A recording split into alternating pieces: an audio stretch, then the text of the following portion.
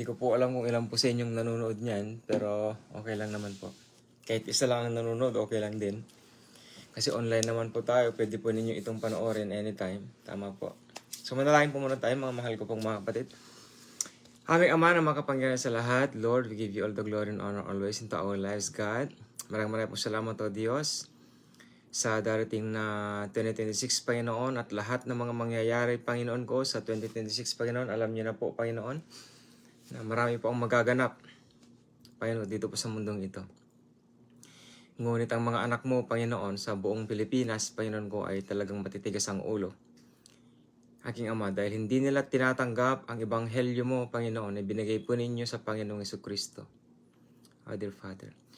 Lord, we come before your throne, our dear Father in heavens above. Lord, patawarin po ninyo kami sa aming po mga nagawang mga kasalanan. Sinadyaman po namin o hindi, our dear Father, we come before your throne and we repent on you. Our dear Father, if there are or there is that we have committed, our dear Father, before you, but we give you all the glory always and we lift your name on high. Our dear Father, this ministry is yours, our dear Father, and Lord, let your message be upon to your people, my God, sa Pilipinas, Ama ko. In Jesus Christ's mighty name I pray. Amen and amen. So, mga mahal ko pong mga kapatid, hindi na po ako magpaligoy-ligoy pa. So, kaya po ako pumunta po dito, mga mahal ko pong mga kapatid, dahil malapit na po ang 2026. At hindi po ninyo alam o hindi po ninyo alam kung ano po ang mga mangyayari. Kahit na alam naman po ninyo halimbawa yung mangyayari, pero paano po ninyo ito paghahandaan? Dahil ang 2026 po, kasama po yan sa tinatawag nilang plano ng Antichrist o yung mga elite na tinatawag hanggang 2030. Ang talagang number one na pinupos po talaga nila ay ang tinatawag nilang isa yung vaccination.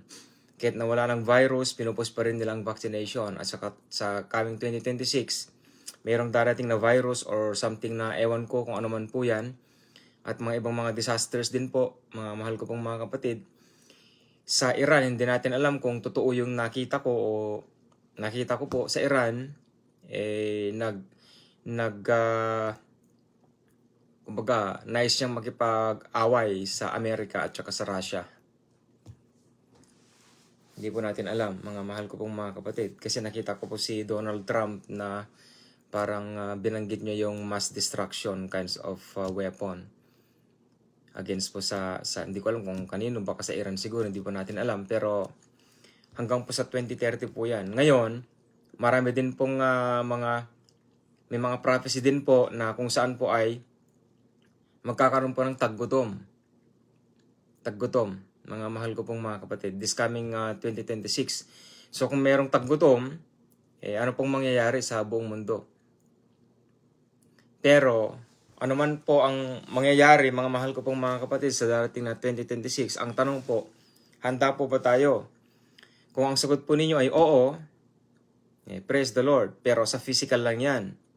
Kung ang sagot mo naman po ay hindi, pero sa physical pa rin yan. Pero sa spiritual po ang pag-aralan po natin. Sa spiritual, handa ka po ba sa darating na 2026 spiritually? Kasi po ang mga tunay na mga anak ng Diyos, hindi na po sila namumuhay sa laman. Kung tutuusin, mga patay na po tayo sa laman. Patay na po tayo. Ang sinasabi ni Apostle Pablo, we are supposed to be dead to sin. Mamamatay na po dapat tayo sa laman. Yan po ang tinuturo ng Apostol Pablo. Pero, ang kalaban po ng banal na aklat ay yung tinatawag ng mga pastor na death, burial, and resurrection gospel. Yan po ang napakalaking problema ngayon sa end times, especially po dyan po sa bansang Pilipinas. Yan po ang pinakakalaban po ng banal na aklat, mga mahal ko pong mga kapatid, ang death, burial, and resurrection gospel. Isa lamang pong ebanghelyo ang pinaniniwalaan nila at wala na pong iba. Hindi po ang gospel of the kingdom, hindi po ang gospel of grace, at hindi rin po ang law of Moses. Hindi po ang Old Testament, hindi po ang itinuro ng Panginoong Jesucristo. Ang pinaniniwalaan lang itong mga pastor ng mga demonyo, mga mahal ko pong mga kapatid, ay ang death, burial, and resurrection gospel. Ito po ang napakalaking hadlang para paniwalaan po ninyo, para mamuhay po kayo sa tinatawag na katwiran ng banal na aklat, yung righteousness ng banal na aklat. Ang death, burial, and resurrection, against din po yan sa tinatawag na perfection. Ang death, burial, and resurrection gospel ay kumakalaban din po sa tinatawag na holiness. Hindi po sila naniniwala sa tatlong ito.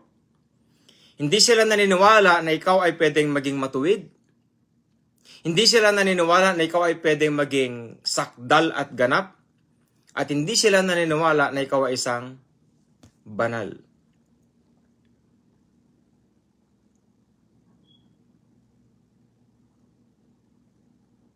Wala pong kabanalan sa death, burial, and resurrection.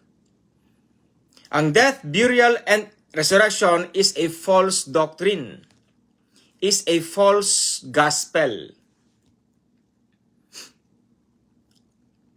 Ang death, burial, and resurrection, hindi po yan ang ebanghelyo ng Panginoong Hesukristo. At hindi binabanggit sa banal na aklat na tanggapin mo ang Panginoong Hesukristo bilang Panginoon at sarili mong tagapagligtas. Ang kaligtasan ay hindi nababatay sa pagtanggap mo sa Panginoong Hesukristo bilang Panginoon at sarili mong tagapagligtas. Hindi po ito tinuturo ng banal na aklat, mga mahal ko pong mga kapatid. Pinag-aralan ko po ang bagong tipan, nasa 6 na po or 80% na po siguro, 80 times. 70, 60 times. At hindi ko nakita ni isa man na kailangan mong tanggapin ang Panginoong Hesukristo bilang Panginoon at sarili mong tagapagligtas. Ang maaari mo lang tanggapin sa buhay mo ay ang banal na spirito, pero hindi ang Panginoong Hesukristo.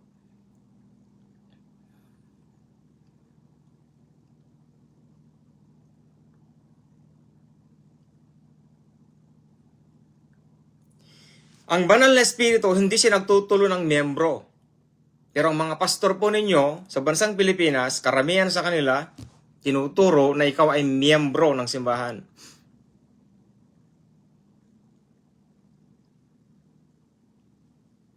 Tinuturo sa death, burial, and resurrection ng mga pastor po ninyo na kapag ipinaliwanag mo daw ang Trinity, mawawalan ka ng pag-iisip. Kapag dininay mo naman daw ang Trinity, malalagay ka sa impyerno. Pero ang banal na aklat, tinuturo niya kung sino ang tatlong Diyos sa buhay natin. Pagka nalaman mo ang kapangyarihan ng tatlong Diyos, ikaw ay magiging banal. At hindi mo kailanman i-deny ang tatlong Diyos na nasa banal na aklat.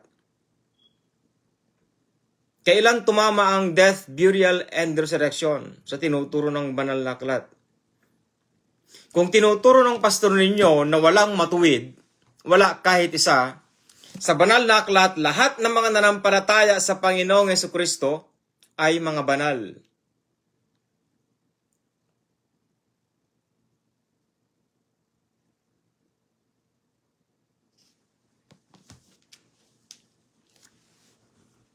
Sino pong paniniwalaan ninyo? Ang tinuturo ng pastor ninyo, ang tinuturo po ng banal na aklat.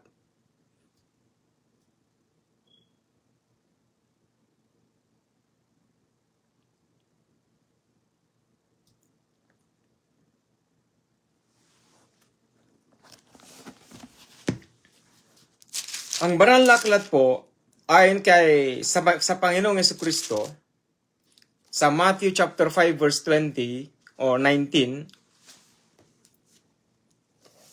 or 20, sabi po niya. Tagalogin ko na lang po kahit papaano. Basta matamaan lang po yung yung nais ko pong matamaan. Pero wala pa akong tiwala sa Tagalog translation po. Ano po? Kasi po ito, hindi po makadiyos ang sumulat po nito. Isa lamang po siyang linguist. Yung magaling sa English, ganyan, doktor sa English siguro. Siguro baka professor siguro ang nag-translate nito eh. Baka isa lang o kaya dalawa nagsasalitan sila. Hindi po godly ang Tagalog na mga Bible po natin. Hindi po godly ang gumawa, kaya mali-mali po ang mga translation po nila. Kaya ginagamit ko po ang King James Version kasi po meron po siyang concordance. Ang Bible po ng mga Tagalog, kahit na ano pong translation, wala pong concordance po yung mga yan. Ang meron lamang pong concordance ay yung tinatawag na King James Version. Meron din po akong 1611 version. Ito po, 1611. 1611. Ito po, wala po siyang J. Wala po siyang J. 1611 po ito. Year 1611. Sa Matthew chapter 5, sabi po niya sa verse 20, sapagkat sinasabi ko sa inyo na kung hindi hihigitan ng inyong katwiran sa katwiran ng mga eskriba at mga pariseyo, sa anumang paraan ay hindi kayo magsisipasok sa kaharian ng langit.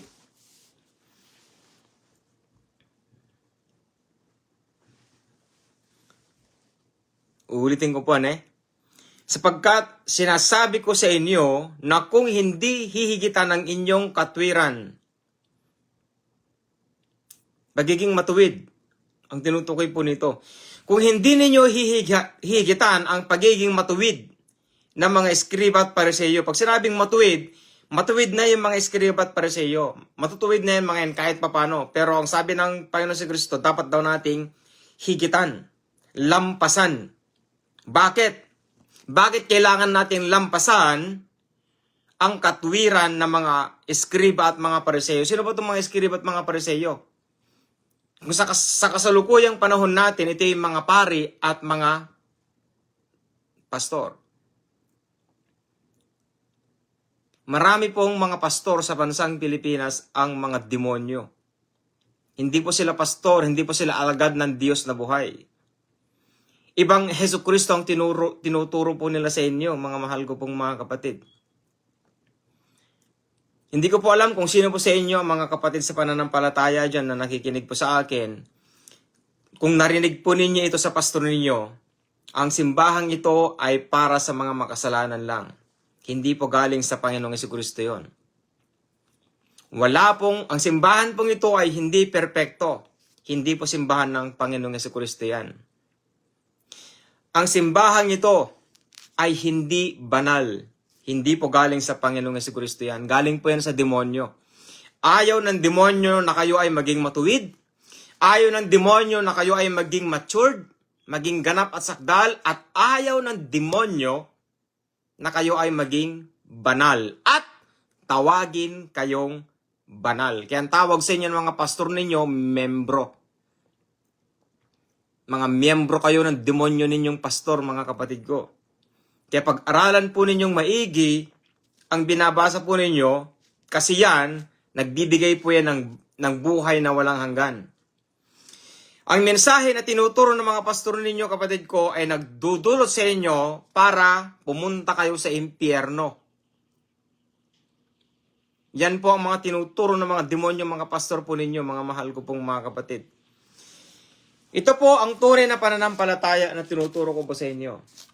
Ang banal na salita ng Diyos. Sa gospel of the kingdom of God. Hindi po ito death, burial, and resurrection. Galing po ito sa Ebanghelyo patungkol sa kaharian ng Diyos. At ayon sa mga turo ng ating Panginoong Hesukristo, kung naniniwala kayo sa aking tinuturo na si Hesukristo, mga mahal ko pong mga kapatid, ito po ang kanyang nabanggit. Siya po ang nagsasalita po dito. Siya po ang nagsasalita dito sa Matthew chapter 5, verse 20. At binanggit po niya rito na sinabi niya, nung kaharap niya itong mga Hudyo, sapagkat sinasabi ko sa inyo na kung hindi ninyo hihigitan ang inyong katwiran sa katwiran ng mga eskriba at mga pariseyo, sa anumang paraan ay hindi kayo magsisipasok sa kaharian ng langit.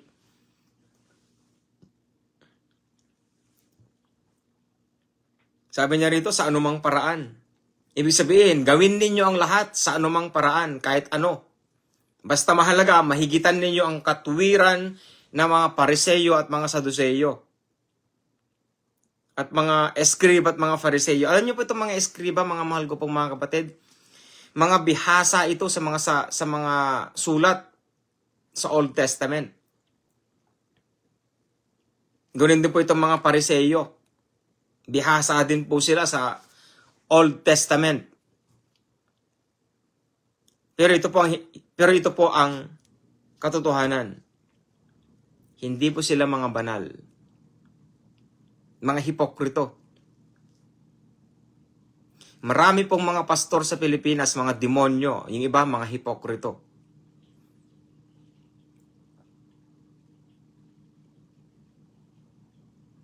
Mga hipokrito po sila, mga mahal ko pong mga kapatid. Kaya kung nagtatay siya ng offerings kayo dyan, pag-isipan ninyong mabuti. Ang ebanghelyong tinuturo nila sa inyo, mga mahal ko pong mga kapatid, hindi yan ebanghelyo ng Panginoong Hesukristo na binabanggit ko po sa inyo sa banal na aklat. Ang tinuturo ko po sa inyo ay tatlong Diyos. Tatlong Diyos ang tinuturo ko po sa inyo. At kaya ko pong ituro yan. At kaya kong ipagmalaki yan sa buhay ko. Kung pupunta po kayo sa seminaryo, sasabihin nila ito. If you explain Trinity, you will lose your mind. If you deny Trinity, you will lose your soul. Kung sino man ang nagturo niyan sa seminaryo, mga demonyo, diablo, kapitbahay ni Satanas sa impyerno.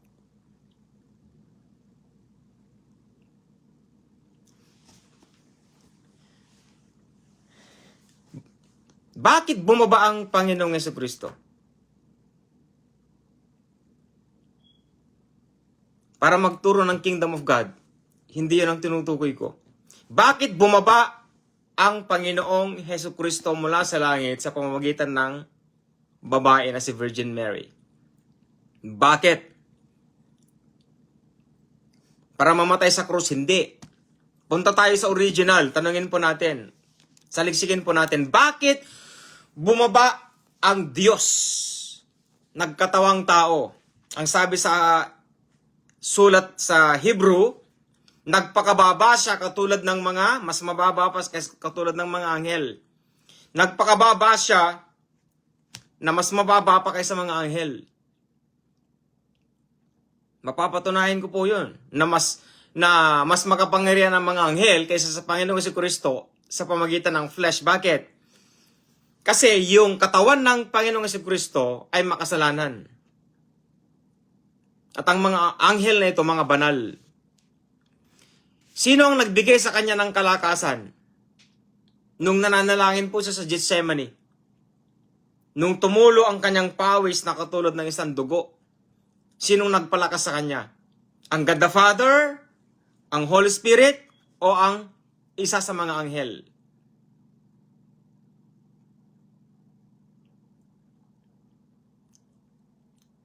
Ang nagbigay sa kanya ng kalakasan para magampanan niya ang kanyang tungkulin sa paglakad mula sa loob ng Israel papunta doon sa Golgotha na tinatawag, na kung saan ipapako siya doon. Yun ang kalakasang binigay sa kanya ng anghel. Anghel po ang nagbigay sa kanya. Diyos ang ating Panginoong Hesukristo. Panginoon ang ating Panginoong Hesukristo. Tagapagligtas ang ating Panginoong Hesukristo through prophecy. Hari ang Panginoong Hesukristo. Pero bakit isang anghel ng kalakasan ang nagbigay sa kanya ng lakas? Bakit?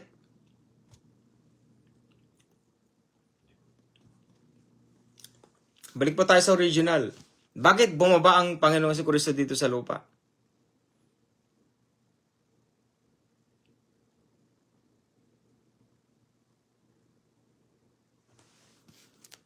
Hindi pwedeng ituro ng mga demonyo mga pastor ninyo yan, mga mahal ko pong mga kapatid. Kasi hindi yan ang ebanghelyo ng death, burial, and resurrection. Hindi nila sakop yan. Ang death, burial, and resurrection, hindi yan sakop ng banal na aklat. Wala po yan sa banal na aklat na tinatawag na gospel. Kasi yan pong gospel nila. Kailangang mawasak ang seminaryo at kailangang mawasak ang ganyang teolohiya kasi hindi yan ang teolohiya o ang ebanghelyo ng Panginoong Hesukristo. Kahit si Apostol Pablo, hindi yan ang kanyang ebanghelyo, kapatid. Kaya ngayon pa lang mag-repent ka na. Magsisi ka na sa mga kasalanan mo. Lahat ng mga narinig mo sa demonyong pastor mo, kapatid. Sa pangalan ng Panginoong Hesukristo, nakaupo pa ako sa inyo. At ako pong nagsasabi po sa inyo na pagsisihan po ninyo ang lahat ng mga natutunan ninyo sa demonyong pastor ninyo na pinagmamalaki ng ebanghelyo ni Kristo ay death, burial, and resurrection.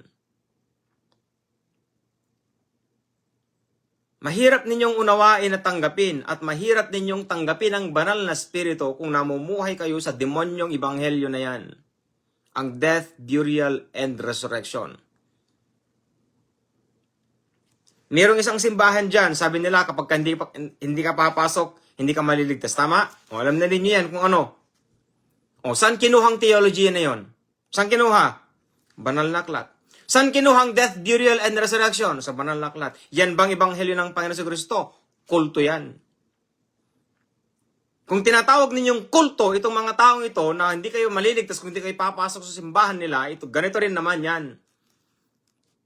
Ang death, burial, and resurrection ay kultong doktrina na tinuturo ng mga demonyong mga pastor ninyo na nag-aral sa seminaryo.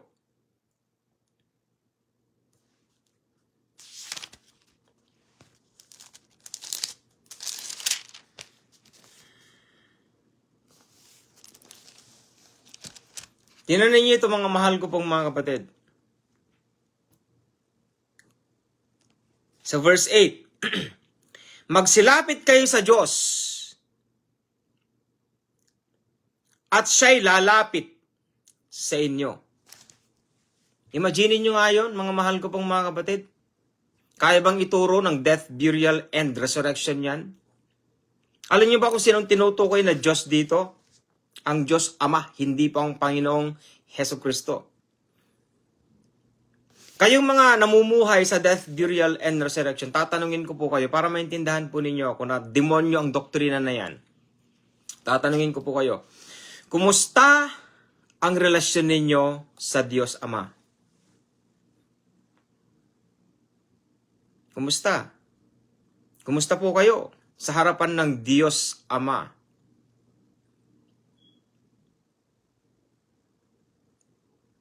Ang sagot ninyo, okay lang. Hindi ganyan ang sagot ng tunay na anak ng Diyos. Ang sagot mo, ewan ko, hindi yan ang sagot ng tunay na anak ng Diyos. Anak ka ba talaga? Dapat masasagot mo yan. Kumusta ang relasyon mo sa Diyos Ama?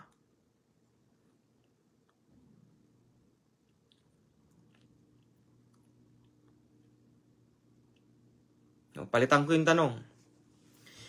Kumusta ang relasyon mo sa banal na Espiritu ng Diyos?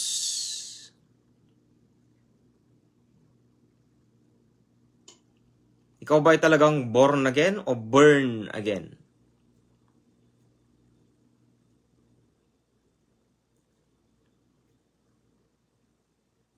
Kumusta po ang inyong relasyon sa banal na Espiritu ng Diyos na buhay?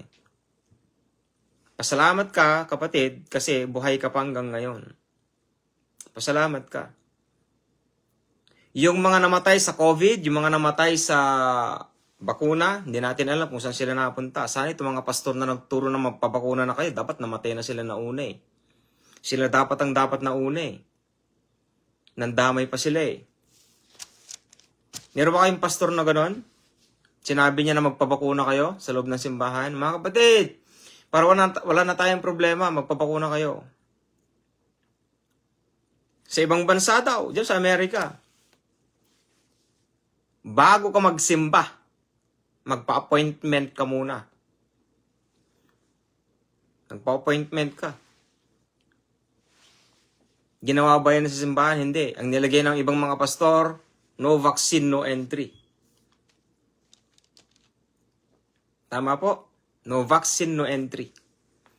Galing ba yan sa Diyos na buhay? Mga demonyo, mga pastor na yan.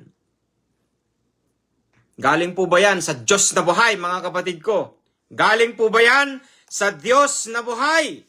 Nasasabihin, no vaccine, no entry. Sinabi ba yan ng Diyos na buhay sa kanila? Ay kapatid, sinabi ng Panginoong Jesucristo sa akin, magpabakuna na po kayo para wala na pong problema. Kung mamatay kayo sa bakuna, gunggunayo.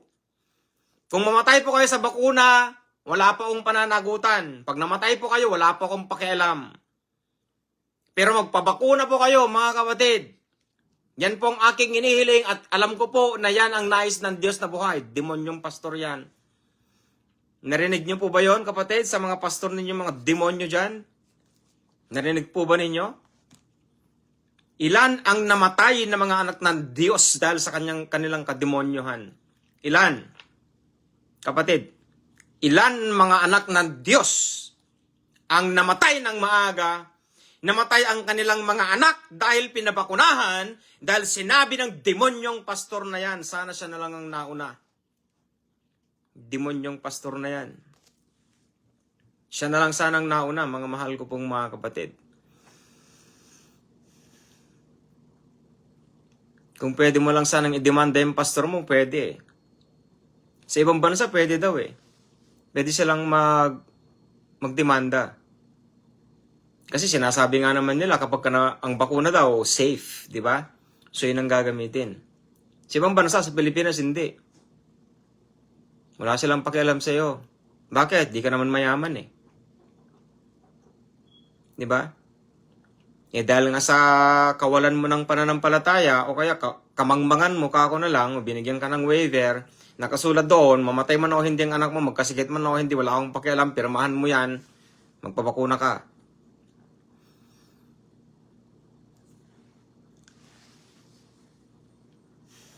Kaya nga doon sa, tawag dito, yung Provincial Office of POW yata yun.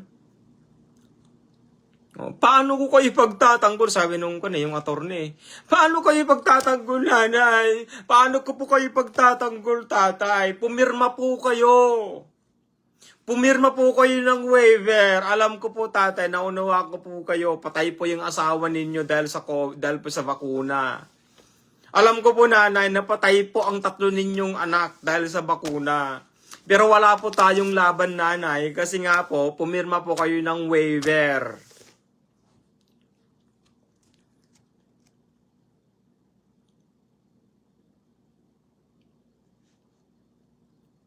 Hindi ko nga alam kung paano tumata yung demonyong pastor na yan kapag nagtuturo siya eh.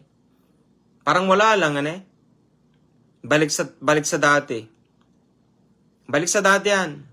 Tapos yung Kapa, alam mo yung Kapa? Kapa investment ni Apolinario, Joel Apolinario. Ayun, ang daming bago COVID yun. Bago COVID, 2017, 2015, 17, 18, yan. Umusbong yan, yung investment na yan, ni Joel Apolinario.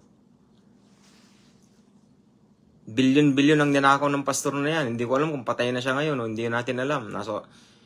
Nandun pa siya sa bakalarawan pa ng senador yan eh. Hindi mo alam eh. O nung nahuli siya, o saan nilagay yung mga bilyon-bilyon pinagkukuha niya? Pinagbubulsa na ng mga ewan kung sino mga nagbulsa-bulsa dyan. Kanino galing yung mga yon? Pera ng simbahan at pera ng mga kapatid na naudyok sa kasinungalingan. Sino sa inyo naging parte dyan? Kasi po, hindi po sila kingdom of God. Hindi po sila kingdom of God minded. Hindi nila alam ang kingdom of God, kapatid. Hindi nila alam ang kapangyarihan ng banal na spirito sa buhay nila.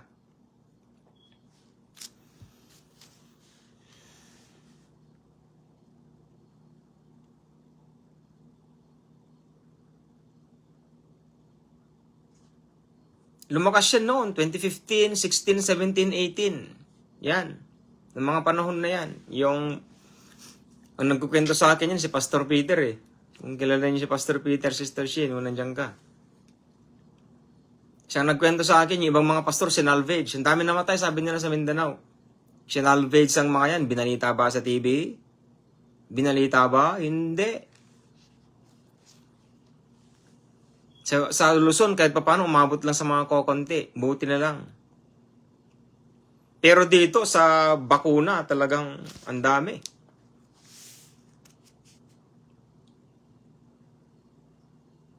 Yan ang kapangyarihan ng tinatawag nilang ebanghelyo nila. Yan ang Hesukristo na demonyo na tinuturo nila sa inyo. Yan ang inimbento nilang Hesukristo. Yan ang namatay, na iburol at nabuhay muli. Yan yun. Katulad ng simbahan na pag sinabi nila na hindi kayo maliligtas kung hindi kayo papasok sa simbahan. Kilala ninyo kung anong simbahan yan. O, ganun din naman itong mga demonyong mga pastor na ito. Tanggapin ninyo ang Panginoon si Kristo sa puso ninyo. At maboborn again kayo, mga demonyong mga pastor yan. Born again ba talaga kayo, mga kapatid ko? Nung tinanggap ba ninyo ang Panginoong si Kristo bilang Panginoon sarili ng tagapagligtas, na born again ba talaga kayo, kapatid? Nagbago ba yung pagiging chismoso at chismosa ninyo? Pagsusugal ninyo? Pagnanakaw ninyo? Pagsisinungaling ninyo? Paninigarilyo ninyo? Pag-inom ninyo ng alak? Pambababae ninyo? Pangmumolesta ninyo? Ano pa yung dapat na kasalanan na ginagawa ninyo? Nagbago ba yan, kapatid? Sabihin mo sa pastor mo, Pastor, sinungaling ka. Sabi mo, kapag tinanggap ko ang Panginoon si Kristo bilang Panginoon sa sarili kong tagapagligtas, maboborn na again ako. Demonyo kang pastor ka, hindi ka pala totoo. Makasalanan, sinungaling ka pala, pastor. Tapos sasabihin sa'yo ng pastor mo, bakit? Hindi mo siguro talaga tinanggap ang Panginoon sa Kristo, kapatid, bilang Panginoon sa sarili mong tagapagligtas, kaya hindi ka nagbago. Tanungin mo kaya kasi, kapatid ko, ikaw, pastor, nagbago ka ba? Nagbago ka ba, pastor, kamo? Pwede ba akong matulog sa inyo ng isang linggo? Pagmasdan nga kita, tignan ko kung gaano ugali mo sa loob ng bahay mo. At saka yung asawa mo at mga anak mo. Tignan ko nga, pastor, talagang nagbago ka.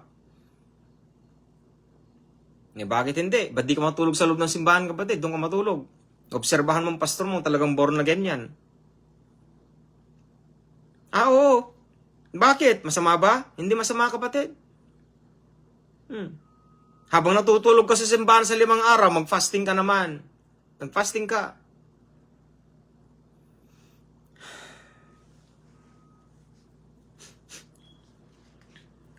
Santiago chapter 4, verses 8. Verse 8. Magsilapit kayo sa Diyos, sabi niya. Ang tinutukoy niya kay God the Father. Magsilapit kayo sa Diyos. At siya'y lalapit sa inyo. Ang tanong ko sa inyo, kapatid, ganito. Pag nagkakasala ka ba, makakalapit ka kaya sa Diyos Ama? Makakalapit ka kaya? Anong sagot mo, kapatid? Sagutin mo nga yan. Huwag nyo na pong sulatan dito, okay lang. Makakalapit ka kaya sa Diyos Ama?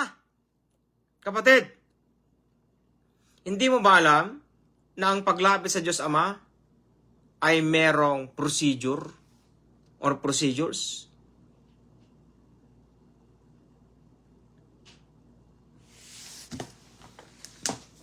Yan, ituturo ko ba sa inyo o hindi? Wag na lang. Total, hindi rin naman ninyo ako naintindihan, kapatid ko eh. Huwag ko nang ituro. Dito na lang muna. Nasa Hebrew din yun, yung tinutukoy ko sa inyo. May proseso yan para makapasok ka sa kabanal-banalan. Pagkakaharap mo ang Diyos Ama, nasa kabanal-banalan ka, kapatid. Ibig sabihin, pag makasalanan ka, wala kang karapatan sa harapan ng Diyos Ama. Kaya tinuturo ng demonyong pastor mo na sinasabi niya na ang simbahang ito, mga kapatid, ay para sa mga makasalanan lamang. Hindi ka makakaharap sa harapan ng Diyos Ama.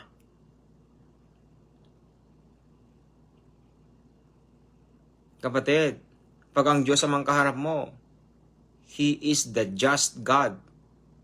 Siya ang batas.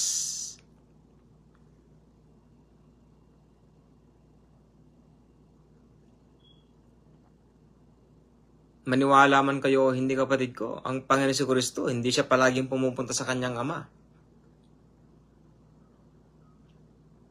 Hindi sila araw-araw magkasama doon. Bakit, Brother James? Sa Book of Enoch, ang kaharian ng Panginoong Jesucristo nasa ikapitong langit. At ang trono naman ng God the Father ay nasa ikasampung langit. Hindi sila magkasama doon, kapatid. Hindi dalawang harian nandun. Magkahiwalay sila.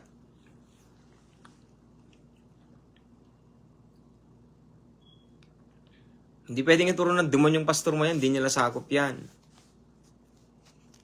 Pag sinabi mong Book of Enoch, kung babasahin yan, kulto yan.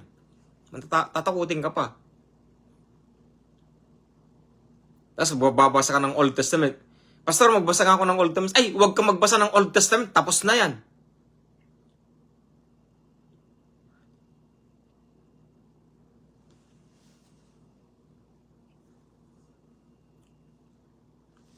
Ganyan ang pastor. Demonyong pastor.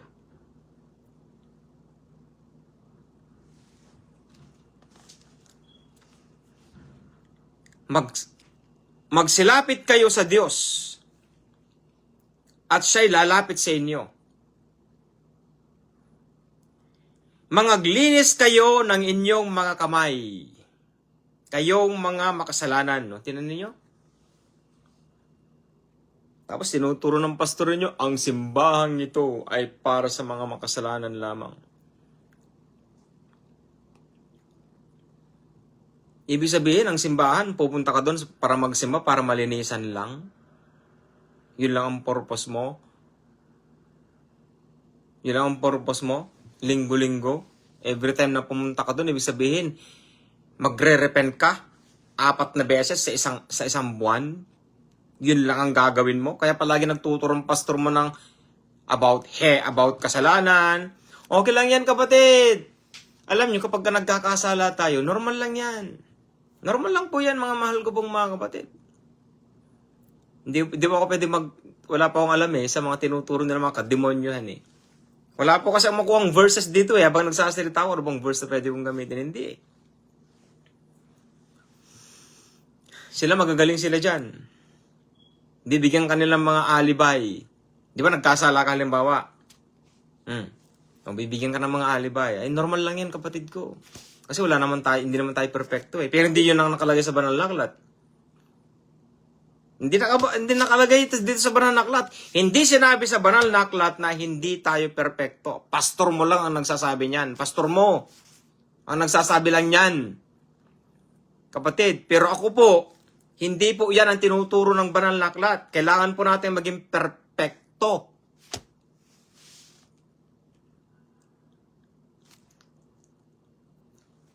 Pastor mo lang yan kasi nga demonyo ang pastor mo. Dapat nga sana umabot itong mga mensaheng ito Babanggitin ko ulit, ang death, burial, and resurrection, kulto yan, galing yan kay Satanas. Satan, yun ang Diyos nila. Yun ang tagapagligtas nila. Kaya Christmas di ba? Christmas, December 25th. Tanungin yung mga pastor, Pastor, kailan ba pinanganak ang Panginoon Jesucristo? December 25th, sabi nila. Siyempre, yung mga pastor na nakakarinig na ng ganyan, magpapalusot na lang yan. Pero unang-una, kung pupunta ka sa seminary, ang sasabihin nila sa inyo, ang birthday ni Jesucristo, December 25th. December 25, sasabihin nila sa inyo.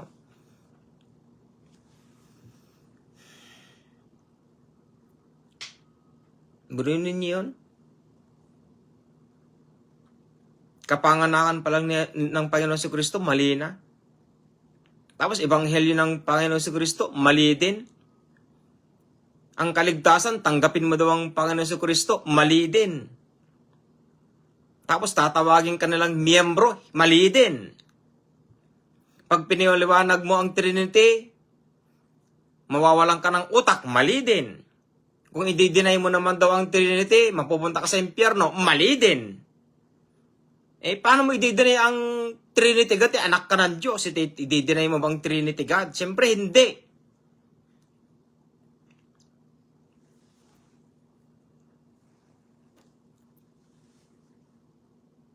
Tinan niyo, si Santiago, sabi niya, magsisi kayo sa inyong mga kasalanan Kayong mga makasalanan, sabi niya ganyan. Mga linis kayo ng inyong mga kamay, kayong mga makasalanan. Saan nyo gagawin yan? Saan nyo gagawin? Sa loob ng simbahan. Kaya pag every Sunday, hihingi kayo ng tawad, magre-repent kayo.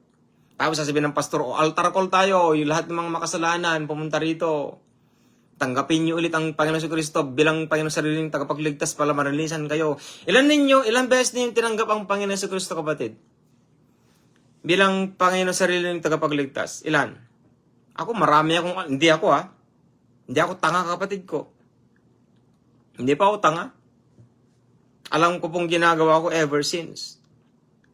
Mula nung nagkaroon ako ng relasyon sa Panginoong Kristo, minsan ko lang tinanggap. Yun kasi ginawa nila sa akin. Magagawa ko. Tinatanggap po kita sa aking puso at sarili kong bilang Panginoon tagapagligtas. Naging biktima ako dyan, kapatid. Ganon din sa inyo. Nabiktima ako.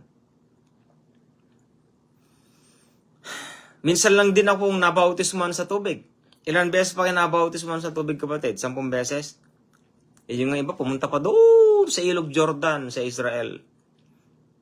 Nagbayad pa sila ng libo-libong 100,000 piso mahigit.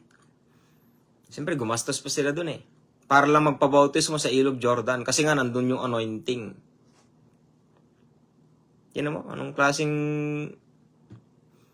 Tapos mag-aaral pa daw sila ng Hebrew. Ayun, pumunta sila doon. Nag-aaral ng Hebrew. May natutunan ba naman sila? Ako, meron din naman pa akong Hebrew alam. Babangitin ko po Barashit bara Elohim et hashamahim beheta haaretz. Alam niyo po ano yun?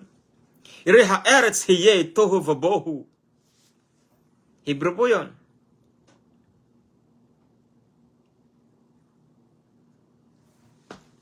Nagmamalaki ko ba yun? Hindi. Sinasabi ko lang po sa inyo. Pero ginagamit ko pa yun sa ministry. Malaki pang ibig sabihin nun. Sa pamagitan ng verse na yon, ilang part yung natapos ko? 17. Part 17.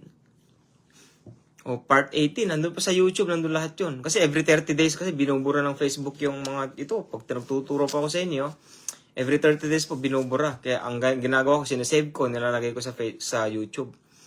Kaya lang hanggang ngayon, meron pa rin 27 trillion ang followers doon. Kokonti. At paano, meron naman 27 trillion na followers doon.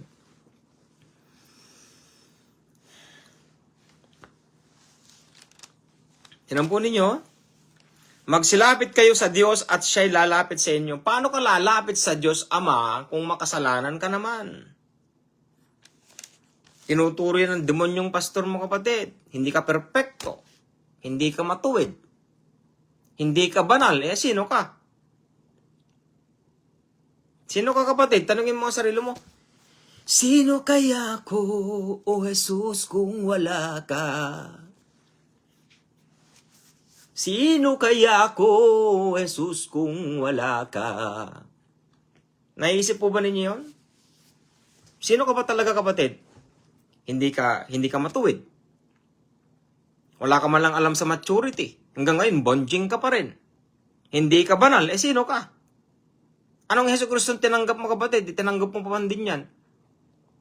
Alam mo, ilalim natin yan Kung talagang tinanggap mo ang Panginoon sa Kristo at sinaksak mo siya sa puso mo, kapatid, sana patay ka na ngayon. Patay ka na ngayon. Bakit, Brother James? Una, hindi naman tinuro ng banal na aklat yan. Tinuro yan ng pastor mo. Burin mo, Panginoon si Kristo, buhay ng buhay, hari siya, kukunin mo siya. Panginoon si Kristo, pumasok ka nga sa puso ko. Hindi naman tinuro ng banal na aklat yun.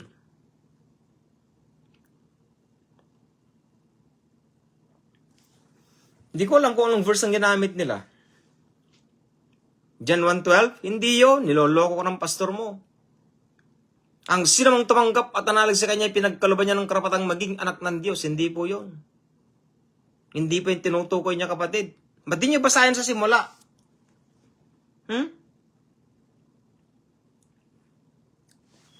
Hindi ko alam kung memorize ko pa Kaya lang English po siya In the beginning was the Word, and the Word was with God, and the Word was God. The same was in the beginning with God. All things were made by Him, and without Him was not anything made that was made. In Him was life, and the life was the light of men, and the light shineth in darkness, and the darkness comprehended it not. There was a man sent from God whose name was John. The same came for a witness to bear witness of that light, that all men might believe. He was not that light, but was sent to bear witness of that light. That was the true light which cometh into the world. He was in the world, and the world knew him not. And the world was made by him, and without him was not... No. And the world knew him not. Yun, nagugulan ako kaya nakapikit po ako eh. He came unto his own, but his own received him not. Ito na. But as many as received him, to them gave he power to become the sons of God, which were born not of blood, nor the will of man, but of God. And the Word became flesh and dwelt among us, and we beheld his glory, the glory of the only begotten Son of the Father, full of grace and truth. John chapter 1 verses, di ko alam kung ano yung whosoever believeth in him. But whoever, sabi niya, kung sino mang tumanggap at nananalig sa kanya ay pinagkalooban niya ng karapatang maging anak ng Diyos. Ano ba yung pagtanggap na ngayon na tinutukoy nila, kapatid ko? Yun ang ginagamit nila eh. Pero kingdom of God yun, kapatid ko. Kingdom of God. And the Word was made flesh and dwelt among us, and we beheld his glory, the glory of the only begotten Son of the Father. Kung sa tatlong Diyos ang tatanggapin mo na pwedeng pumasok sa buhay mo, kapatid ko, ay wala nang iba kundi ang banal na Espiritu ng Diyos. Yun ang ibinigay ng Diyos sa buhay mo. Siyang namumuhay sa banal mong katawan na yan. Hindi ang Panginoong Jesucristo.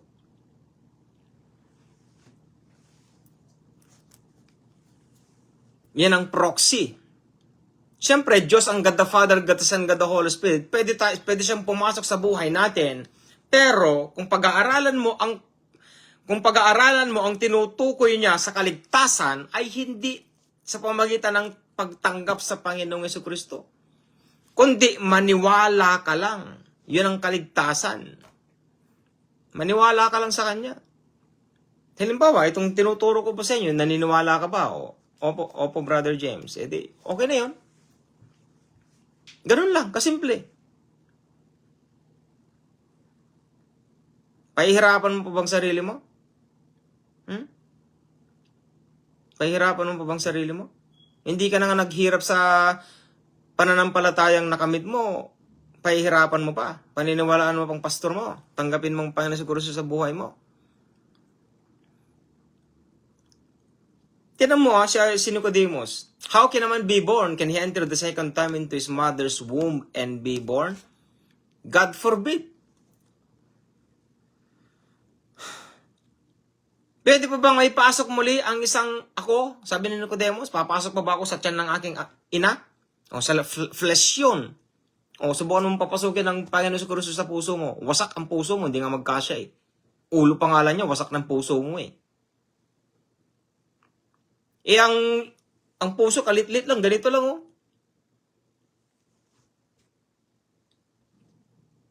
Hindi naman physical yan, Brother James. Hindi physical yan. Palusot ka pa, pastor. Hindi naman ganyan tinuturo ng banal na aklat.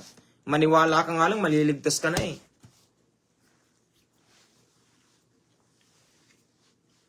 Believe na nga lang, believe lang eh. Believe in the Lord and you will be saved. You and your household. Napakasimple. Ano bang kaligtasan? Paniwalaan mo lahat patungkol sa Panginoong Jesucristo. The testimony of Jesus Christ. That's the word of prophecy. The testimony of the Lord Jesus Christ. Ano bang ginawa ng Panginoong Jesucristo dito sa lupa? Namatay ba siya? Naburol ba siya? Naipanganak siyang muli? O nabuhay siyang muli? Excuse me. Hindi naman yun ang dahilan niyo kung bakit siya pumunta rito sa lupa. O, balikan natin. Bakit bumaba ang Diyos? Nagkatawang tao, kapatid. Bakit? O, turuan ko kayo, kapatid ko. Hindi death, burial, and resurrection mga demonyo mga pastor ninyo. Ako talaga, galit talaga ako, kapatid ko. Bakit? Ito sa pangalan ng ating Panginoong Jesucristo, mga kapatid ko. Sabihin ninyo ito sa mga pastor. Ilan ang mga kapatid sa pananampalataya ang namatay sa vaccine dahil sa kanila? Ilan? Pwede kayo magreklamo sa kanila, kapatid. Sabihin ninyo, namatay ang asawa mo? Sabihin mo. Hindi ka hahadlangan ng Panginoong Jesucristo, hindi ka rin hahadlagan ng Banal na Espiritu. Bakit? Una, hindi sila tinawag. Hindi pastor ang mga yan, mga demonyo yung mga yan. Karapatan mo yan, nakausapin sila. Namatay ba ang asawa mo dahil sa tinuro nila sa simbahan, yung mga malalaking mga simbahan yan? No vaccine, no entry? Tapos namatay ang asawa mo? O kaya nagkasakit? Nagkasakit. O, yung mga anak mo, buhay pa ba sila? O patay na? O kausapin mo yung pastor mo. Kayong mga anak ng Diyos na nagsisima sa pastor mong demonyo na nagsabi na huwag kayong po papasok dito pag di kayo nabakunahan at namatay nga kayo, yung iba namatay dahil nga nagpapakuna yung mga nagpapakuna kayo, ngayon mga may sakit kayo, kausapin niyo, mag-meeting-meeting kayo, katulad ng mga Berean Christians. Alam niyo yon? Nagturo si Apostol Pablo tsaka ni Barnabas doon sa Berea. Tapos nung umalis na sila, nagumpok-umpukan sila. Tingnan nga natin itong mga sinasabi ng mga taong ito. Nung napatunayan nilang totoo, bumalik sila ulit. Ang dami na born again doon, kaya nga tinawag silang Christian eh. Yun ang pasimulan ng Kristiyano. Yan ang mga original na mga mensahe sa banal na aklat, kapatid, hindi death, burial, and resurrection. O ba't di kayo mag-meeting dyan? Kausapin niyo, sino mga namatay mga matay mga mahal sa buhay dyan? Mag-meeting kayo. Kausapin niyo yung pastor niyo. Pastor, tingnan mong ginawa ninyo. Itiwalag din yung pastor nyo. Hindi siya ang magtitiwalag sa inyo, itiwalag ninyo. Itiwalag ninyo, kapatid. Hindi nyo ba alam na siya ang dahilan bakit namatay ang mga mahal ninyo sa buhay? Ibig sabihin, ang pastor nyo, mamamatay tao. Basahan ko kayo, si Apostol Pablo rin, bago siya tinawag ng ating Panginoong Jesucristo, mamamatay tao siya. Yung iba namatay. Nakalagay doon.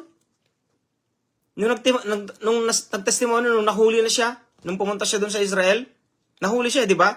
Hinuli siya. Nung nagtestimony siya doon, kay Agrippa yata, yung kausap niya si Agrippa, nababaliw ka na yata. Paul, sabi nga niya eh. Gusto mo yata akong maging Kristiyano. Siyempre, sabi niya ganyan. Alangan naman hindi. Ito lang naman ang dahilan kung bakit ako nandito, sabi niya eh. Except for this bond, sabi niya eh. You almost persuade me to be a Christian, sabi ni Agrippa eh, King Agrippa. Kasi yung asawa niya, Hudyo, yung babae. Kaya alam niya yung batas ng mga Hudyo. Sabi ni Apostol Pablo, alam ko, hindi lingid sa inyo mga ganitong resurrection of the dead, sabi niya ganyan. Kasi ang resurrection of the dead kasi, sinasabi niya sa mga hentil din, kasi ito yung proof. Para mapatunayan na totoong Diyos ko, nabuhay siyang muli. Pero kailangan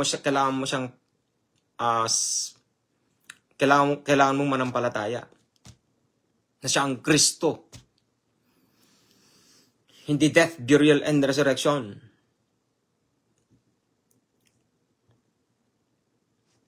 Nandun yun, testimony niya sa Apostol Pablo bago siya tinawag ng Panginoong Jesucristo.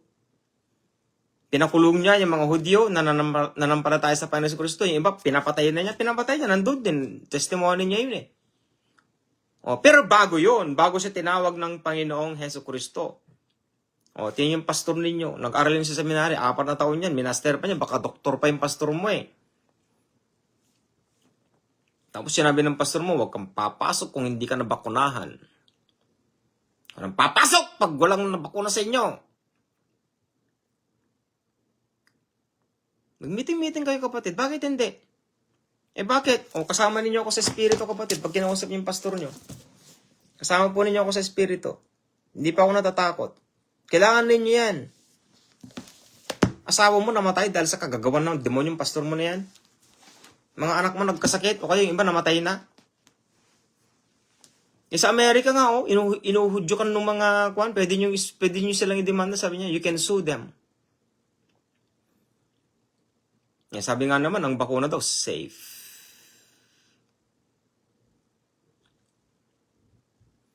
Sa Pilipinas, ewan ko, paano gagawin ninyo. Pero at least, kausapin yung mga pastor nyo, pastor, ititiwalag ka naman, wala kang kwenta, hindi ka pastor, demonyo ka kamo.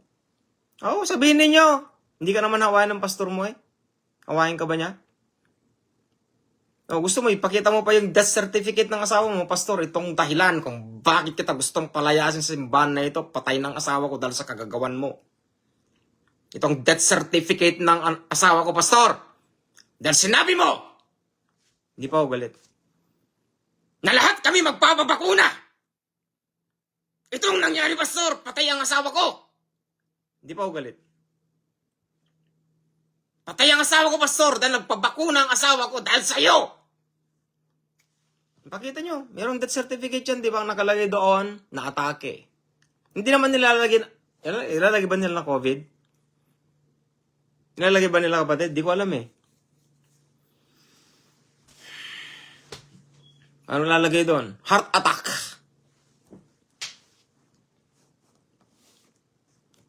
Huwag kayong matakot, kapatid. Huwag kayong matakot sa mga yan. Bakit kayo matatakot? Matakot kayo sa Diyos na banal, na nakasulat sa banal na aklat na pwedeng kayong ilagay sa impyerno. Kapatid ko, yung mga alagad ng demonyo yung mga yan Sa tingin nyo, mga pastor pa kaya yung mga yan? Ang lalaking mga simbahan pa, sasabihin nila, huwag kayong papasok kung hindi kayo nabakunahan. Anong papasok? No vaccine, no entry. Dati, no Bible, no entry yan Dati yan. Pero dati yun. No Bible, no entry.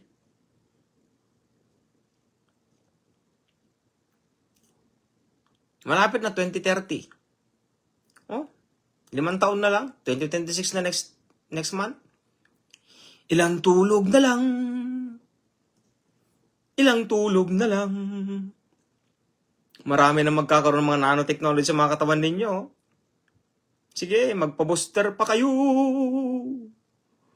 Magpa-booster pa kayo. Sino na booster sa inyo ng 3 beses? Naku, wala nang katawan mo. Wala na.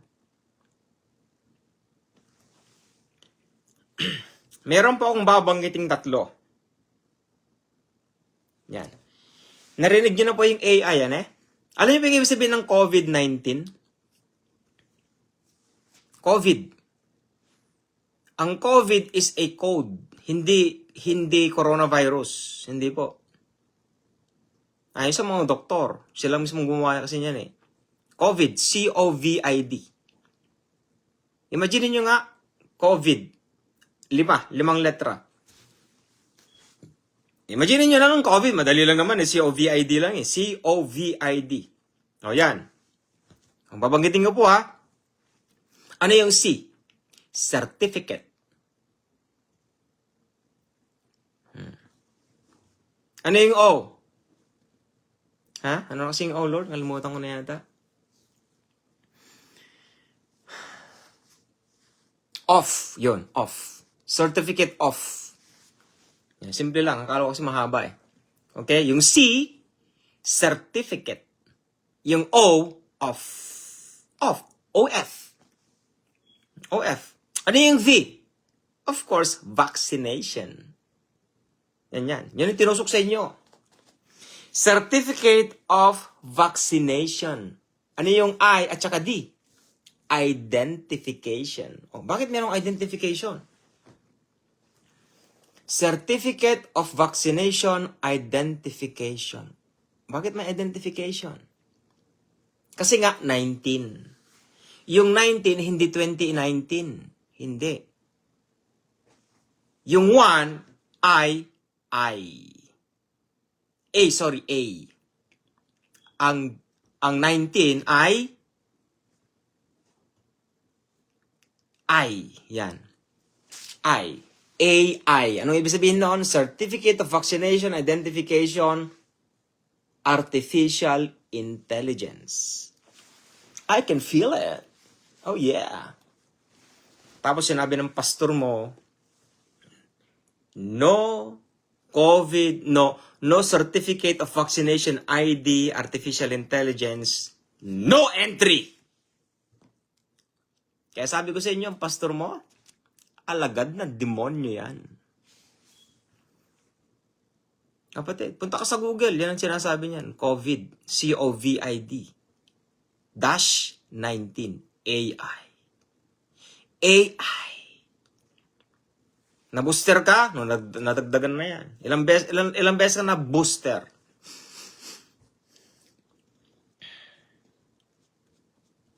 Kaya mapapalad yung mga matatanda. Alam niyo bakit yung mga matatanda na nabakunahan, nabuhay? Hindi naman COVID, hindi naman bakuna talagang sinaksak sa kanila eh. Alam nila yun eh.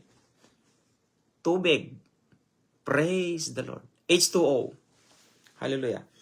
Nagpapasalamat ako sa Diyos na buhay, sa mga nurses o sino man yung mga nandyan na tinusok nila sa mga matatanda ay water. Yung isang doktor dyan sa Amerika, hindi ko alam kung ilang 100 plus na client ang tinusukan niya. Alam niyo kung tinusok sa kanila? Hindi ko alam, hindi siya tubig eh, pero liquid lang. Hindi siya talaga katulad ng tinusok sa inyo. Tubig lang. Kinulong yun. Kinulong. Oh. Kaya lang, pagkatapos ng 2022, 2023 yata, pinalaya. Yan, pinalaya. Yung mga nabakunahan, sabi nila, nung nabakunahan sa kanila, nagpapasalamat sila, praise the Lord, kasi hindi bakuna talaga yung tinusok sa kanila. Yan ninyo? Paano haharap ang mga demonyo, mga pastor na yan sa harapan ko, kapatid ko?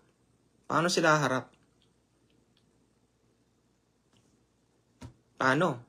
Paano nila ako kakausapin? Paano ka rin magtuturo?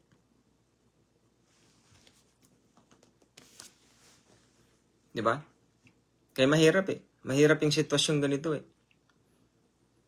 Sino bang kalaban ng Panginoon si Kristo? Sino bang kalaban ng Two Gospel Ministry? Sila, mga pastor. Mga demonyo, mga pastor ninyo.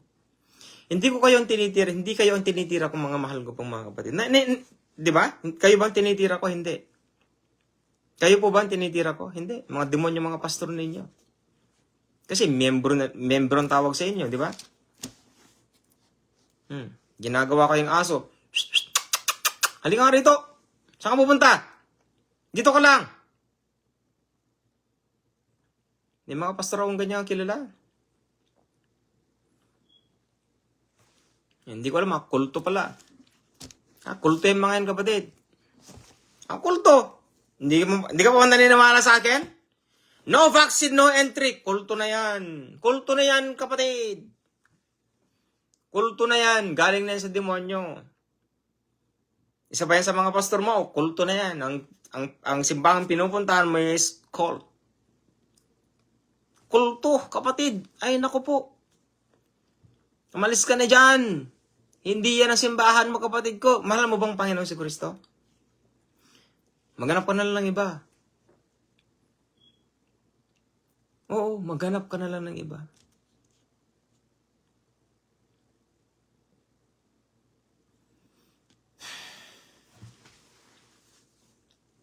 Maghanap ka na lang ng iba.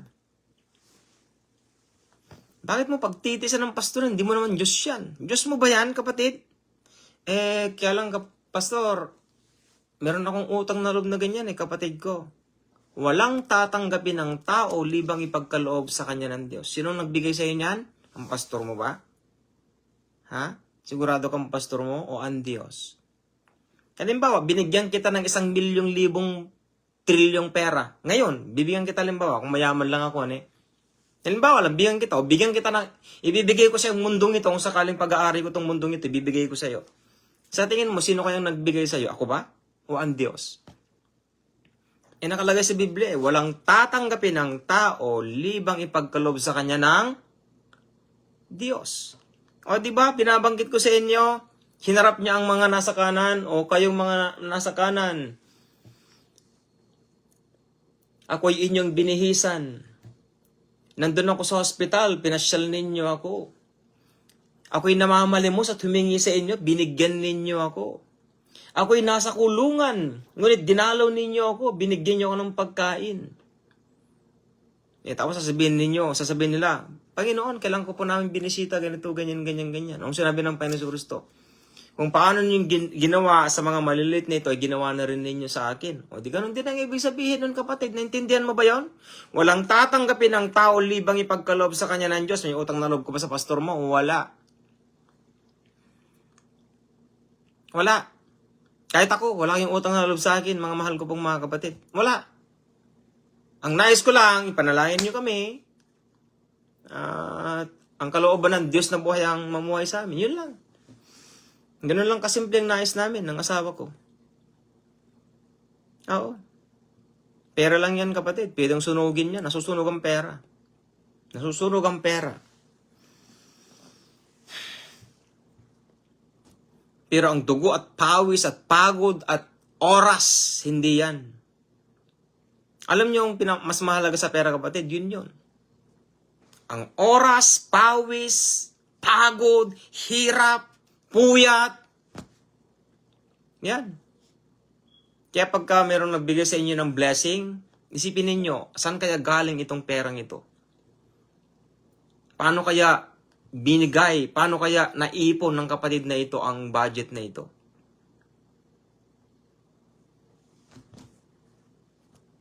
Ninyo. Kaya mag-ingat kayo, mga mahal ko pong mga kapatid. Ang buhay ninyo, alam mo sino nagmamayaran ng buhay ninyo? Ang Panginoon si Kristo. Pero walang kwenta yung pag-iingat ng Panginoon si Kristo sa inyo kung matigas ang ulo nyo.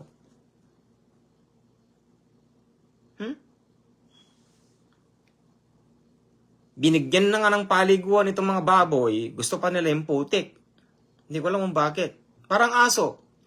Paliguan mo yung aso, makakita ng tayo ng kambing o tayo ng manok o kaya tayo ng kahit na ano, ipulagi da jibagida na, arami din ng pabanglo. Hindi ko alam kung bakit. Ginagawa nilang pabango ang mga tayo, itong mga aso. Mga baboy naman, ginagawa nilang, ewan ko, pampaganda siguro, pampamacho, kapag nakakita sila ng putik, dun naliligo sila. Di ba? Kaya tinawag ang mga hentil ng mga aso. Mga baboy. Totoo yun. Ba't di mo basahin, kapatid? Tinuturo ba ng pastor mo? Ha?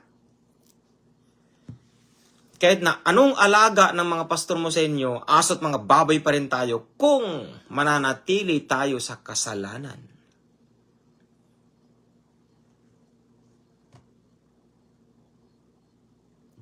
Kung inaalagaan ka ng pastor mo talaga, kapatid.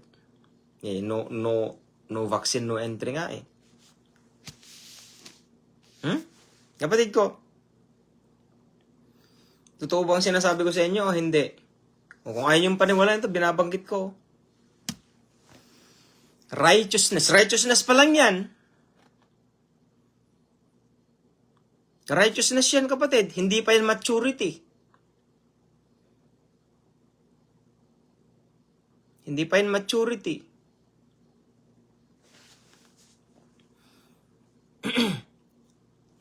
Ang pag-aaral patungkol sa kaharian ng Diyos, napakahabang proseso yan.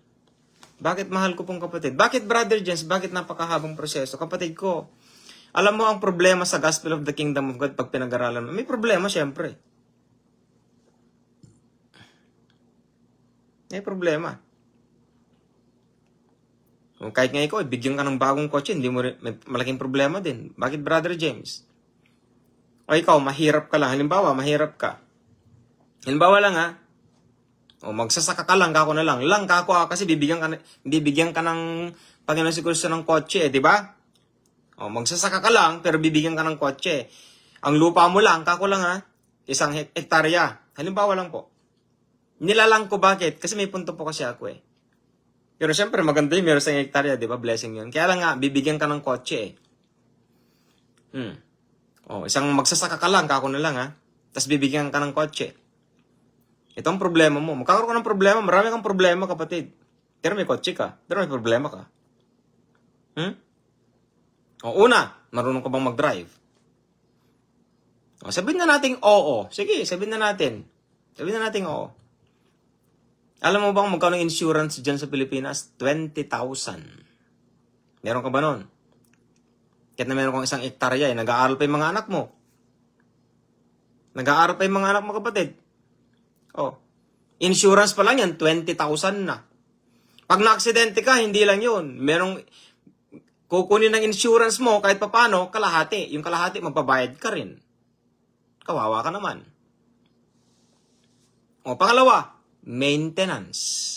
Anong maintenance, Brother James? So, sobrang magpapalit ka ng oil change, oil filter, air filter. Diba? Ang dami mong papalitan ang dami mong i-maintain sa sasakyan mo. Every month yun. Every mileage. 10,000, 20,000, 50,000, 100,000. May maintenance ka ba doon? May pang-maintain ka? Aba, ang ganda pala ng sasakyan, Brother James, ha? Merong magbibigay sa akin. Kahit magsasaka lang ako, bibigyan ako ng brand new kotse. Brand new pa yan. Eh, paano pag second hand?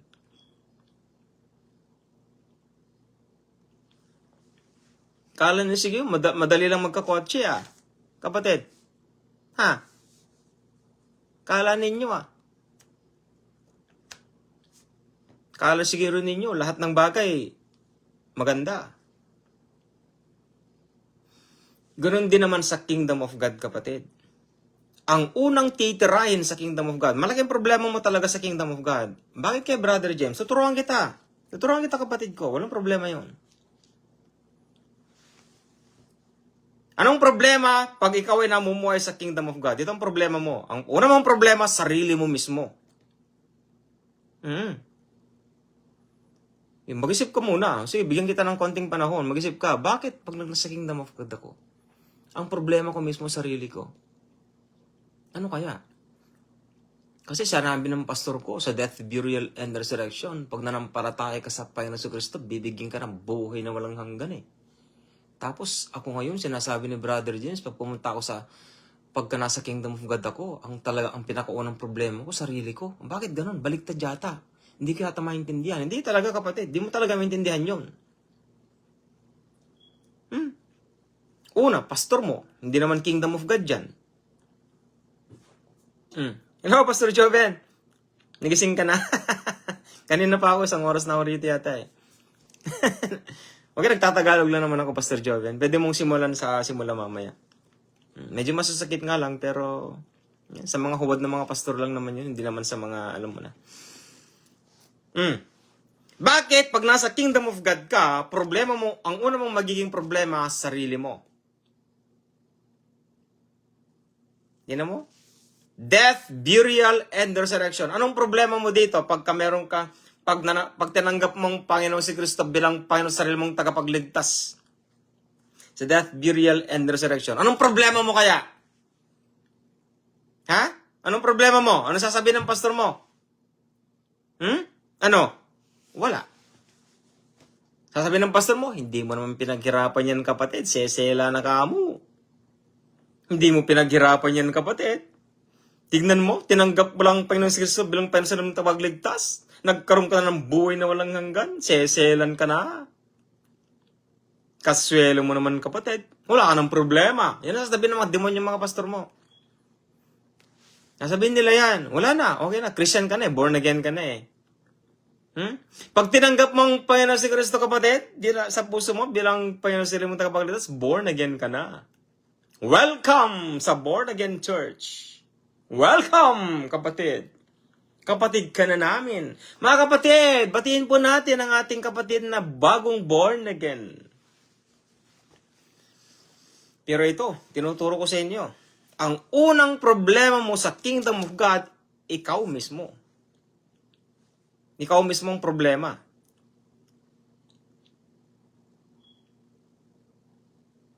Bakit, Brother James? Tuturo ko sa inyo, kapatid . Tuturo ko sa inyo. Ay, ikaw pala, Sister Shin. Nasa iyo pala. Amen, Sister Shin. Yan nyo. Pagka nasa Kingdom of God ka, ang problema mo talaga, sarili mo. Bakit? Sa death, burial, and resurrection, meron ka bang problema? Tanungin mo kaya ang pastor mo, kapatid. Pastor, ano bang problema sa death, burial, and resurrection pag tinanggap natin ang ating Panginoon si Kristo bilang Panginoon sa tagapagligtas at born again na tayo? Ano bang magiging problema niyan? Hindi ko alam kung ano sasagot nila eh. Hindi ko alam kung ano sasagot nila. Pero 90% ang sa tingin kong isasagot nila, walang problema kapatid. Born again ka na. Eh paano pastor pag nagkamali ko? Okay lang yan. Meron naman 1 John 1:9. Yan, mga palusot, mga demonyo, mga pastor yan. Sasabihin nila yon. Oh, tapos ito pa, ilang beses ko bang patatawarin ng kapatid ko, pastor? 7 beses ba? Hindi, ano bang sinabi ng Panginoon Kristo? 70 times 7. Yan, ganyan yung patatawarin ng kapatid mo. Kaya okay lang naman magkasala. May 1 John 1:9 naman. Sabihin ng pastor mo yan. Di ba? Pero sa kingdom of God, hindi. Ang unang magiging problema mo, sarili mo mismo. Una! Yan na. Anong unang magiging problema sa sarili mo? Pag-uugali mo.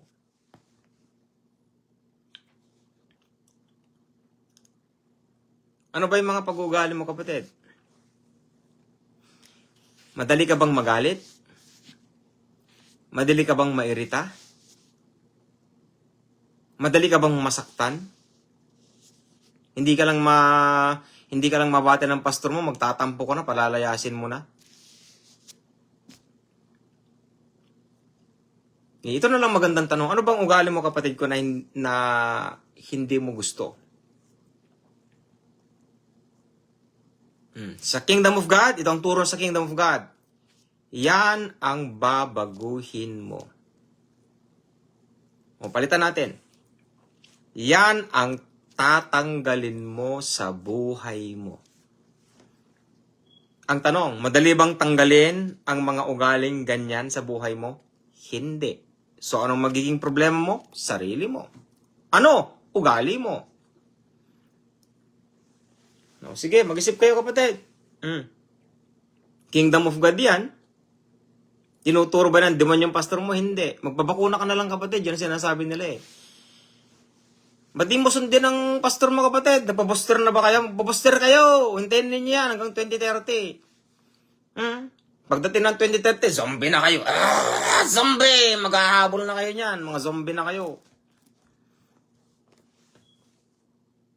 Magalitin at emotional masyado, brother. Oh, yan. Ang maturity, yan. Isasama ko na yan, Sister Shin. Magalitin at emotional masyado, brother. O yan. So, anong gagawin mo kung ikaw ay magagalitin? Nilalahad ko po, example lang yun ni Sister Shin eh. O, magagalitin ka, tapos emotional ka masyado. Yung sinungitan ka lang ng kapatid mo sa pananampalataya. Ginanong ko lang eh, may emosyon ko na. Sinungitan ako na sa nakalabing nga basit ay na.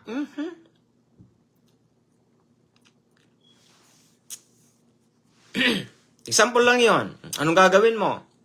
Ano ang gagawin mo para matanggal mo yung mabilis na galit mo, yung short temper na tinatawag, yung magagalitin? Anong gagawin mo? O, ganun din yun, masyadong may emosyon kasi babae si Sister Shin eh, kaya yun ang ginagamit niya. O, pagiging siloso at silosa rin, yan. Ganyan.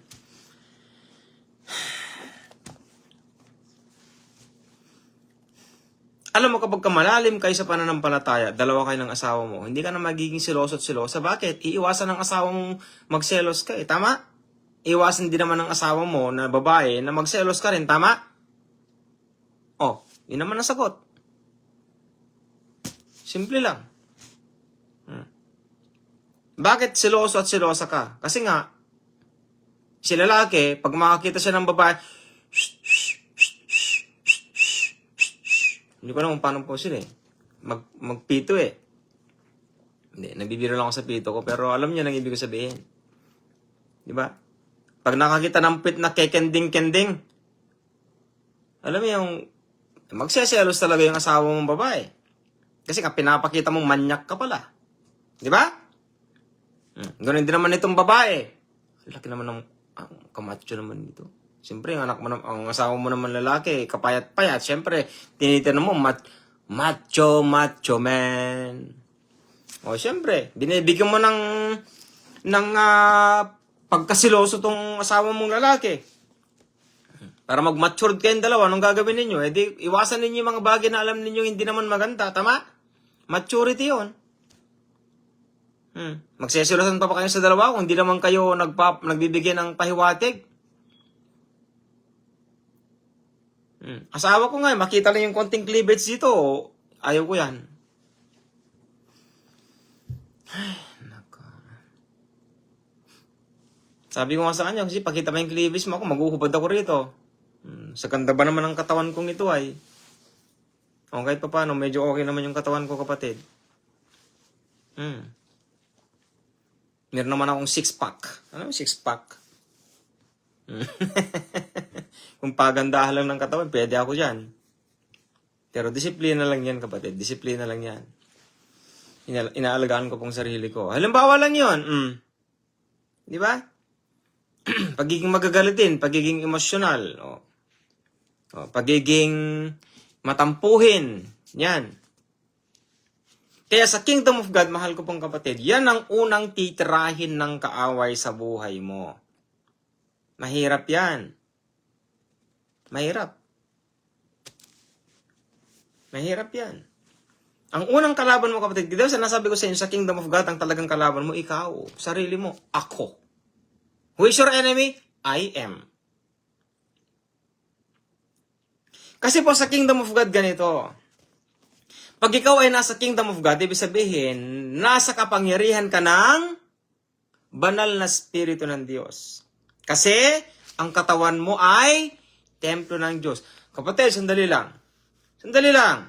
Brother James, isinasabi rin niya ng pastor ko ng katawan daw natin ay templo ng Diyos. Makinig ka sa akin, kapatid. Niloloko ka lang ng pastor mo. Niloloko ka lang yan. Hindi totoong sinasabi ng pastor mo. Palabok lang yan ng death, burial, and resurrection. Under yan ng death, burial, and resurrection. O tanungin ng pastor mo, Pastor, pwede ba tayo magpakabanal? Tinanong sasagot niya, hindi. Pero binabanggit niya yan. Ang katawan natin ay templo ng Diyos. Di ba binabanggit ng pastor mo yan? Di ba? O, ibalik mo sa kanya yung tanong, Pastor, pwede tayo maging banal. Di mga banal tayo, Pastor. Sabi ng pastor mo, hindi nga tayo perfecto Kaya sinasabi ko sa inyo, yung pastor mo, demonyo. Niloloko ka lang ng pastor mo, matagal ka nang pinagloloko. Uwi na tayo? Isa tayo? Oo ano ka pa, sabi mo 1 hour lang. Sabi ko sa asawa ko, 1 hour lang Halika na daw. Dali lang. Tapusin ko muna to. Tinanin niyo yun. Ito ang asawa ko. Bakit? Yan. Asawa ko. Dati lagi yung kinokontra ng asawa ko noon. Siguro nasa 5 taon, 6 na taon nung kinokontra niya ako sa 2 Gospel Ministries. Hindi niya ako maintindihan. Nabihin mo, asawa ko siya. 5 taon halos. Nabibilang ko yan. 5 taon halos magkasama kami. Hindi niya ako naintindihan sa 2 Gospel Ministry. Kayo pa kaya? Hindi ko naman kayo kilala. Di ba? Kilala ko ba kayo? Kapatid ko, kilala ko ba kayo? Mismong asawa ko na, katabi ko na sa higaan yan. Nagpapaliwanag na ako sa kanya kahit papano. Alam niyo anong nag-trigger sa asawa ko ito kahit na nakikinig asawa ko? Hindi niya ako maintindihan O sige, papaliwanag ko sa'yo. Gusto mo bang dagdagan kita sa kanya? Gusto mo bang maghanap ako ng ibang babae? Dagdagan kita. Hindi naman kita iiwanan dadagdagan kita. Mag-asawa ko ng isa pa. Sabi niya hindi. O hindi naman pala Hindi naman pala. Ibig sabihin, bawal magkasala. Kasi sinasabi ng mga pastor, okay lang magkasala kapatid. Okay lang yan. Meron namang 1 John 1:9. Pwede naman akong mambabae, di ba? Tapos magsimba ako, hihingi ako ng tawad. Tapos pumunta ako sa babae ko. Hindi alam ng asawa ko. Pwede naman yun, di ba?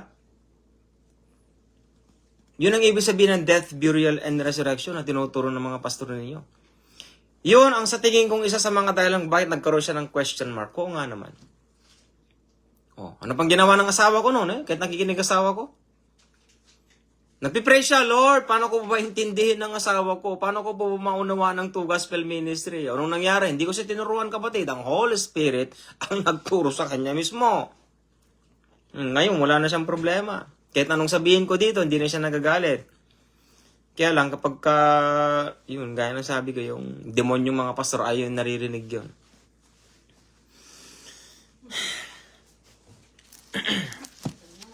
So, kumusta kayo, mga mahal ko pong mga kapatid? Tinatanggap po ba ninyo ang Two Gospel Ministry ng ating Panginoong Jesucristo? Tinatanggap po ba ninyo? Kahit sino, sister. Kahit sino. Sino bang may gusto na dalawang asawa niya? Sige nga. Merong pastor sa Amerika, yung magkapatid ang asawa niya mismo. Nakatira sila sa isang bahay. Yan ang sinasabi ko sa inyo. Pero sa mga pastor niyo, okay lang yan. Sinungaling lang mga pastor niyo. Magpakabanal. Binibiro lang kayo niyan. Ang totoo, hindi sila nagtuturo ng kabanalan. Hindi. Kahit na 10 asawa ninyo, okay lang sa pastor ninyo, kapatid. Bakit? Sasabihin mo sa kanya, pastor, hindi naman ako perfecto. Sabihin mo.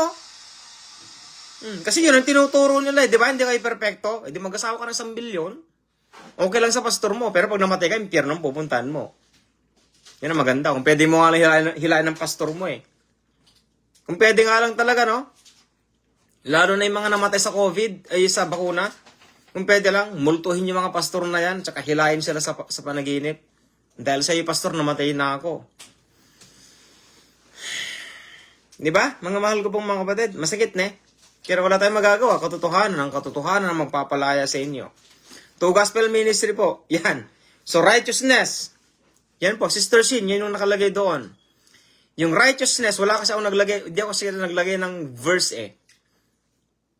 Wala akong nilagay, pero yun, Matthew chapter 5, verse 20. Yun ang righteousness. Yan ay isa sa mga mission goal and, ang tawag din? Mission goal, tatlo yan eh. Vision, mission, goal. Yan, to be righteous. Yan, pag sinabing righteous, yan nakasulat yan sa Matthew chapter 5 verse 20. Yan yon. Yan ang righteousness na tinatawag. Hindi yung righteousness of Christ, kundi righteousness of faith. Yan yon. Kailangan magkaroon ng bunga ang pananampalataya mo. Yan ang bunga. Yan, lalo na ngayon, tinuturo ba ang kingdom of God sa mga simbahan? Hindi. Pero sa Two Gospel Ministry, yan ang itinuturo. Isa sa mga mission, vision, goal. To be righteous, matured, at saka holy. Yan po ang nature ng Two Gospel Ministry. Mga mahal ko pong mga kapatid. So, manalangin po muna tayo. Aming Ama na mga pangyayari sa lahat, maraming po salamat Diyos sa napakaganda pong opportunity na pinagkaloob po niyo sa akin. Oh God, Father, thanks so much for this isang oras. Ama ko na nandito po ako. Thanks so much, Father, for this opportunity. Ama ko, kung ilan man po Panginoon mga nanonood po ngayon, Ama ko, ay kausapin po ninyo sila. Oh Diyos, Lord, hindi po ko ang tagapagligtas nila, Panginoon. Ikaw, Panginoon, siguro ang tagapagligtas nila. At ipinapakilala po kita, God the Father, God Jesus Christ, God the Holy Spirit, sa mga anak po ninyo dito sa online. Oh dear Father, dalangin ko po, Ama ko, na tanggapin nila ang ebanghelyo mo, Panginoong Jesucristo. God, ikaw ang tumawag sa kanila, Lord. Kung talagang tinawag mo nga naman talaga sila, Lord. Ama ko. At sana itong mga demonyo, mga pastor na ito, Panginoon, ay umalis na po sa simbahan mo. Ama ko, sana umalis na po sila, aking Ama. At dalangin ko, Ama ko, na itong mga pastor, Panginoon, na nagsabi na magpabakuna kayo. At huwag kayong papasok sa simbahan ito kung wala kayong bakuna. O Diyos, ikaw ang maghusga sa kanila, aking Ama. Dahil sa kagagawan nila, Panginoon, may mga kapatid na namatay dahil sa buhay nila. Dahil sa kademonyo ang ginagawa nila, Panginoon. Kung talagang simbahan mo, Panginoon, ang ginagawa po nila, O Diyos, kayo pong maghusga sa kanila, aking Ama. And Lord, maraming po salamat, O God. Paglayin po ninyo mga kapatid ko pag ito, Panginoon, na namumuhay sa katwiran, sa maturity at kabanalan, Ama ko. And we give you all the glory always. In Jesus Christ's mighty name, I pray and we pray. Amen. So, shalom po mga kapatid. At hopefully, kita-kita po tayo next time sa 2026. Maghanda po kayo dahil sa Pilipinas, medyo okay lang yan. Pero sa Manila, malaking problema yan. Kasi sa Manila kasi, halos lahat binibili eh. Pero sa mga, alam mo, sa mga baryo-baryo, barangay-barangay, magtanim kayo ng mga gulay, kapatid. Oo, magtanim kayo ng mga gulay. Dapat binalik na ni President Marcos yung 20 pesos, di ba? 1 kilo. O, dinatupad ang kanyang pangako. Ako nag-prophesy niyan, kapatid, si PBBM. Yan, 3 taon ko siguro pinraphesy yan. Yan, si President Marcos. Ferdinand Marcos Jr. Pinraphesy ko po yan sa online na siya ang magiging presidente. Actually, hindi siya ang presidente. Siya ang hari ng bansang Maharlika. Hari po siya. Siya po ang tunay na hari. Na kapatid. At yung prophecy nagkatotoo. Yung 1 taon, yung 10 taon, na kayang gawin ng isang presidente para baguhin ang bansang Pilipinas ay magagawa lang sa pamagitan ng 1 taon. O yan. Yan. So meron pang 3 taon si PBBM, di ba? O meron pang 30 years na maayos. Lilinisin yan, mga kapatid. Tsaka yung mga kapitan, mga barangay kapitan, yung mga nagnakaw ng, tawag dito, yung subsidy para sa mga mahihirap, sana makulong sila. Sana makulong. Lahat ng mga yan, mga mahal ko pong mga kapatid. Deserve nila. Deserve nila. Sana hindi lang yung mga milyonaryo ang makukulong. Sana pati yung mga kapitan ng mga nangurakot. Hopefully, dalangin ko talaga. Hopefully po. Bakit? Para maayos na po ang bansang Pilipinas. Para maayos na. Alam niyo sa Dubai, pagka meron kang naiwan na kahit na ginto pa na pulseras. Halimbawa, sa table may naiwan ka. 24 hours, mababalikan mo pa yun, nandun pa rin yun. Sa Pilipinas dati ganun yan. Alam niyo yung mga bayong dati? Pag naiwanan mo yung bayong sa palengke, sa gilid ng palengke, babalikan mo nandun pa rin. Oo, noong mga panahon na yun. Bakit ngayon? Piso nga lang, dudukutin pa sa bulsa mo bakit dudukutin sa bulsa mo? Siyempre, dudukutin yung petaka mo, tas may lamang piso. Di piso, kahit piso na nga lang, dinudukot pa. Di ba? Ganyan kasaklap sa Pilipinas. Ang daming mga ginagawa nilang mga kalokohan, kapatid. Kasi wala na Wala na yung godly. Alam mo sinong magkasalanan yan? Mga pastor. Death, burial, and resurrection. Totoo, kaya ko silang sisihin. Kaya ko silang sisihin, kapatid. Alam mo bakit ganyan ang Pilipinas? Dahil sa kanila. Kagagawan nila yan, kapatid. Kasi tinuturo nila sa simbahan, okay lang pong magkasala. Kaya normal lang magkasala sa kanila. Kaya ganyan ang bansang Pilipinas, kapatid. So, shalom po mga kapatid ko, and God bless us all. God Jesus Christ bless all. Amen, amen, amen.